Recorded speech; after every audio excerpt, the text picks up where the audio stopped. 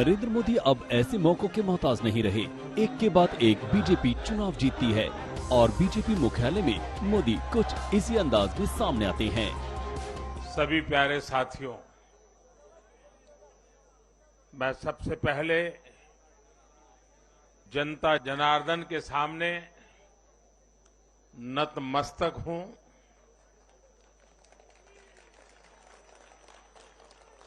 जनता जनार्दन का आशीर्वाद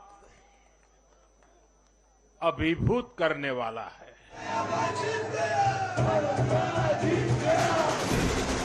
गुजरात में बीजेपी ने राजनीति शास्त्र की तमाम मान्यताओं को मटियामेट कर दिया। नरेंद्र मोदी के नेतृत्व में बीजेपी को मिली अभूतपूर्व जीत ने सियासत के सिद्धांतों को नए सिरे से गढ़ने, रचने और समझने की जरूरत जता दी है। गुजरात की जीत राजनीतिक पंडितों के लिए नई केस स्टडी है, जिसके केंद्रीय किरदार नरेंद्र मोदी हैं।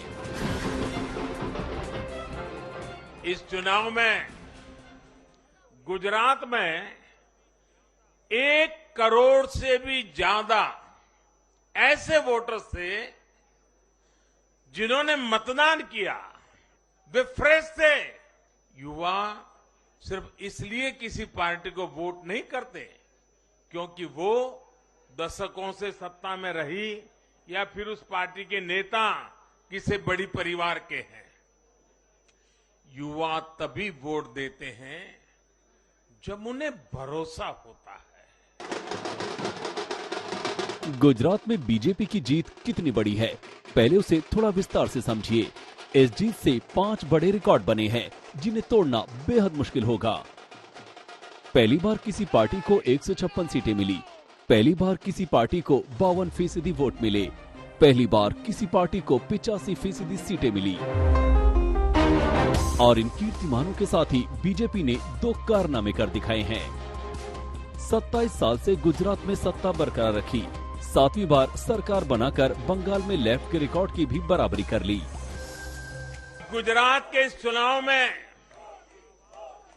भाजपा का आह्वान था, विकसित गुजरात से विकसित भारत का निर्माण।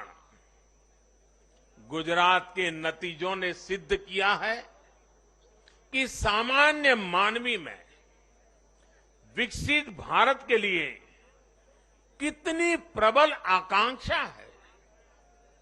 संदेश साफ है, जब देश के सामने कोई चुनौती होती है तो देश की जनता का भरोसा भाजपा पर होता है। बीजेपी की इस ऐतिहासिक जीत के नायक सिर्फ और सिर्फ मोदी रहे। अपने घरेलू मैदान पर मोदी की बल्लेबाजी रिकॉर्ड ध्वस्त करने वाली रही। मोदी ने दिखा दिया वो बेहद शानदार फॉर्म में है और 2024 की तैयारी कितनी बेहतरीन है। आंकड़े देखिए। मोदी ने 52 सीटों पर प्रचार किया, 46 पर बीजेपी की जीत हुई। मोदी ने जिन सीटों पर रैलियां या रोड शो किए, उनमें से 82% सीट बीजेपी की झोली में गिरी। हर जीत के साथ मोदी ने राजनीति की धारणाओं को धराशायी किया है।